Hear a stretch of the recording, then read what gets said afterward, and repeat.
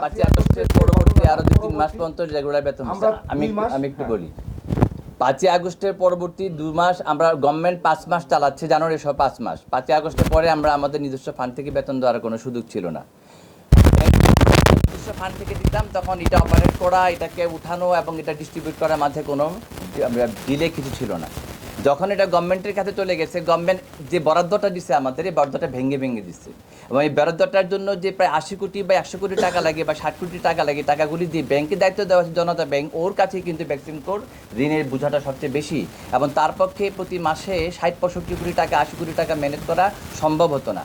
Army অফিসাররা, task ফোর্সের প্রতিনিধিরা যারা আশুলিয়া জোনের কারখানা নিরাপত্তার দায়িত্বে কর্মরত আছেন এবং অন্যান্য প্রতিষ্ঠানের মন্ত্রণালয়ের যে সংস্থার যারা আছেন, তারা প্রত্যেকেই যখন এই বেতনের জন্য চাপ আসতো, তারা আমাদের অফিসে এবং রাস্তায় এসে বলতেন এত তারিখে বেতন দেওয়া হবে, কিন্তু ওনাদের কথা ওনারা রক্ষা করতে পারতেন না।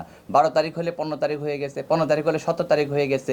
এই গ্যাপটার ভিতরে তারা অনেক সময় উচ্ছৃঙ্খল হয়েছে। তবে একটা জিনিস খুব আমরা যে আগুনে অন্য ফ্যাক্টরিকে প্রভাবিত করা, অন্য ফ্যাক্টরির লোকজনকে টেনে বের করে আনা কিংবা আগুন লাগানোর যে ঘটনাগুলি ঘটছে, সেগুলি হচ্ছে ইন্ধনকারী আছে কিছু বহিরাগত।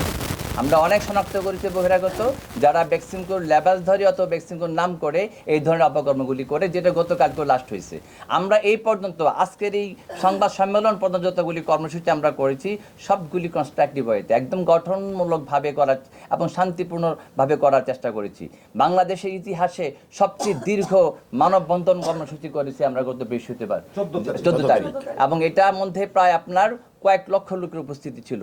আমাদের শুধুমাত্র আমাদের ওয়ার্কার না, তাদের পরিবার পরিজন, তাদের বাচ্চা কাচ্চা, স্কুল মাদ্রাসায় আমরা তাদেরকে তৃতীয় লিঙ্গ বলি, তারা দোকানদার সবাই, এবং এটা আপনারা দেখছেন, আপনাদের কাছে প্রমাণ আছে আমরা কতভাবে কনস্ট্রাকটিভ হয়েছে আগাচ্ছি। এরপরে আমরা 21 তারিখে একটা শান্তিপূর্ণ মহাসমাবেশ করছি, 21 তারিখ, এবং সেই 21 তারিখে মহাসমাবেশে আগামীকালকে ছিল একটা সিদ্ধান্ত দেওয়ার কথা যে ম্যানেজমেন্ট কি অবগত হলো, কি ধরনের মেসেজ পেল, তাদের পক্ষ থেকে কোনো বাণী আছে কিনা, এটা জানানোর জন্য গতকালকে আমরা সমবেত হয়েছি। কিন্তু আমাদেরই শান্তিপূর্ণ সমাবেশকে পণ্ড করা হয়েছে, পণ্ড করার পরিপ্রেক্ষিতে আরো কিছু অঘটন ঘটছে। হ্যাঁ, হয়েছে, এবং এগুলি সবই বহিরাগতদের কাণ্ড, ভ্যাকসিন কর্মচারীদের কোনো সম্পর্ক নেই। গতকালকের যে ঘটনাটা, আমাদের হাজার হাজার শ্রমিক, নেতা কর্মী এবং অফিসাররা সবাই মিলে আমরা সানসিটির ওই মাঠে অবস্থান করতেছিলাম। এই অবস্থানের মধ্যে আমাদের একটা মেসেজ ছিল, এখানে সাভারের যৌথ বাহিনীর যে ব্রিগেডিয়ার জেনারেল ইন্তেখাব স্যার, উনারা আমাদেরকে ডেকেছিলেন যে আপনারা আজকে যে 3টা পর্যন্ত সময় দিয়েছেন, আপনাদের আসলে পরিকল্পনাটা কি।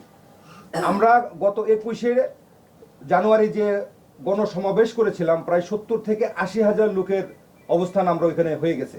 এই 70 থেকে 80 হাজার লোক একটা জনসভায় উপস্থিত থাকার পরেও এত সুশৃঙ্খলভাবে আমরা এই জনসভাটা শেষ করতে পেরেছি। তারপরে কি হইল যে আমরা ওই জনসভায় সরকারকে একটা বার্তা দিয়েছিলাম যে আমাদের জন্য কিছু করেন। তো ওইখান থেকে আমরা পরের দিন 3টা পর্যন্ত সময় দেওয়া হয়েছিল যে 3টার মধ্যে আমাদেরকে একটা বার্তা, একটা ভালো একটা খবর সংবাদ আপনারা আমাদেরকে দিবেন। এই সংবাদের আশায় আমরা গতকালকে সানসিটির মাঠে আমাদের এই লোকজন সব আমরা সমবেত হই, এবং ওই পর্যন্ত আমাদের শ্রম সচিব স্যারের সাথে প্রায় লাইভে আমাদের সাথে কথা হয়েছিল, এবং যৌথ বাহিনীর লোকজনও তারা বলছে যে আপনারা শান্তিপূর্ণভাবে অবস্থান করছেন, আপনারা যার যার মতো চলে যান, আগামীকাল আপনাদের অবশ্যই ভালো একটা খবর আমরা দিতে পারবো। এই আশায় আপনাদের প্রতিশ্রুতি থেকে এই সমস্যাগুলো তো সমাধান করবে মালিক পক্ষ, যদি সরকারের